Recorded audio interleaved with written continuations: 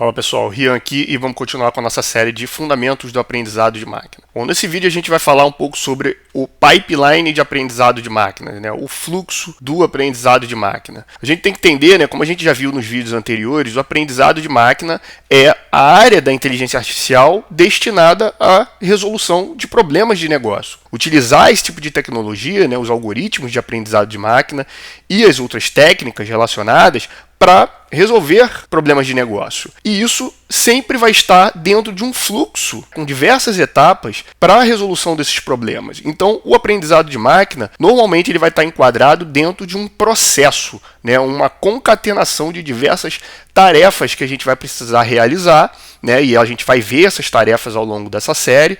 Então, por isso que eu novamente recomendo, né, se inscreva no canal, acompanhe os vídeos, né, do início ao fim, de forma sequencial, assistindo o vídeo do início ao fim, porque isso facilita a construção do conhecimento. Você entender cada um desses processos é muito importante para a gente consolidar o conhecimento. Então, o que é o pipeline de aprendizado de máquina, né? Então, é uma sequência de etapas automatizadas para a gente transformar desde os dados brutos até, finalmente, previsões e, finalmente, fomentar as decisões que a gente precisa tomar.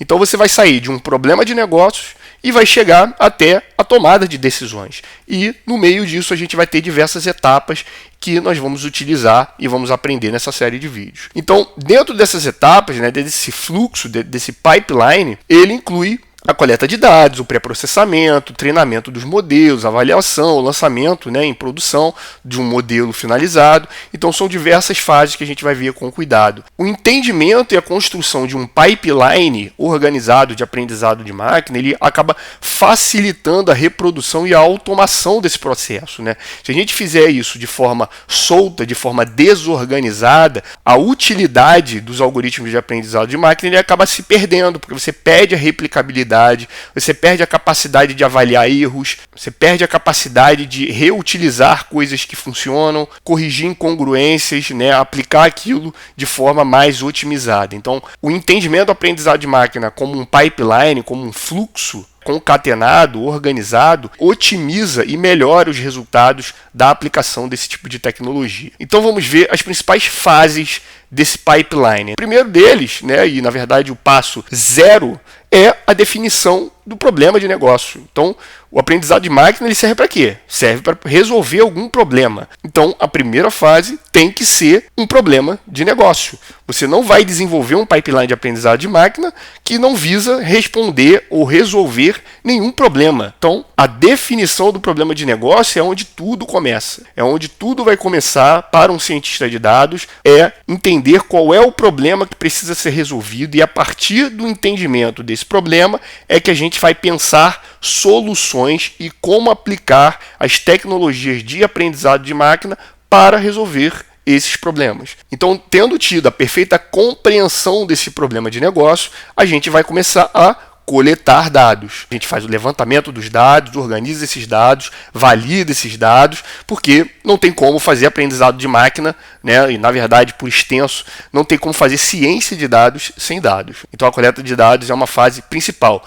E perceba, muita gente vai dizer que a primeira fase é a coleta de dados. Não, não é. Primeiro a gente tem que entender o problema, porque a gente vai coletar dados, mas dados de quê? Não se deixe enganar por discursos de que a coleta de dados é a primeira fase, né? Seguido a coleta de dados, a gente vai precisar processar esses dados, a gente vai precisar organizar, limpar, fazer algum tipo de transformação nesses dados para que eles estejam preparados para serem submetidos aos algoritmos de aprendizado de máquina. Isso a gente vai ver nos vídeos posteriores, mas os algoritmos eles precisam receber dados de uma certa forma, né? Não é qualquer tipo de dados que o algoritmo vai receber e também não são todos os tipos de dados que a gente vai querer, porque se a gente quer resolver um problema específico de negócio, a gente precisa preparar os dados de acordo com aquilo que a gente precisa resolver. Então perceba, o pré-processamento ele tem um link direto com o problema de negócio. Eu preciso saber o que eu estou querendo resolver para saber como preparar esses dados.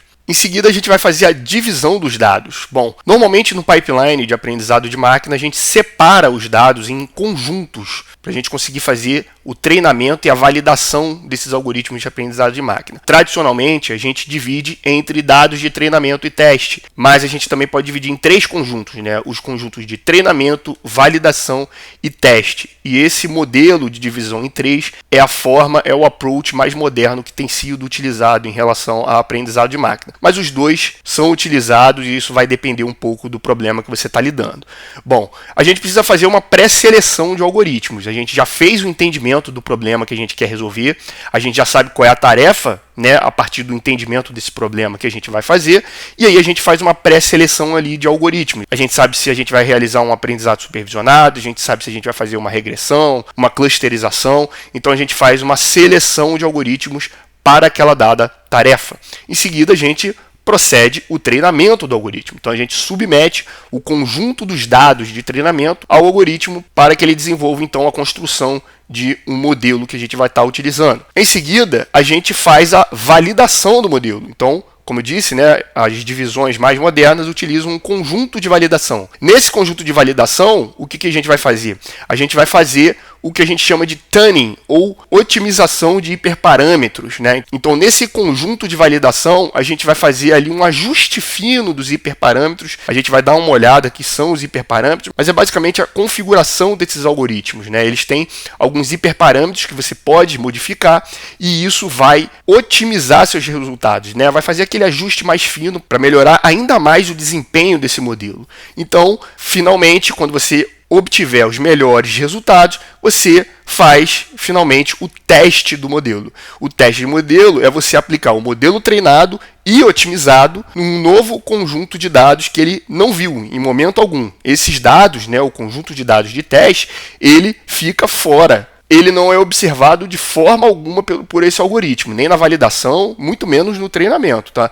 Então, esse é um conjunto de dados completamente novo. Aí, o modelo é testado nesse novo conjunto de dados. E a partir desse resultado é que você vai ter, aí sim, a avaliação do desempenho do modelo. Então, tendo obtido os melhores resultados, você faz o deploy do modelo, que é basicamente você colocar ele à disposição para utilização, em produção. E depois que coloca em produção, depois que disponibiliza a sua utilização, acabou o nosso trabalho? Óbvio que não. A gente precisa monitorar e, eventualmente, fazer manutenções, né? Não dá para esperar que, depois que você fizer o deploy do modelo, ele não vai dar problema. Claro que ele vai dar problema. Além disso, o mundo real ele é muito diferente do mundo simulado, dos dados de treinamento, né? Ele vai ter diversos problemas, ele pode receber dados alterados, o problema de negócio pode ter sido alterado. Então, existem várias coisas que podem acontecer que tornam o nosso modelo defasado. Então, é sempre importante o monitoramento e, eventualmente, a manutenção.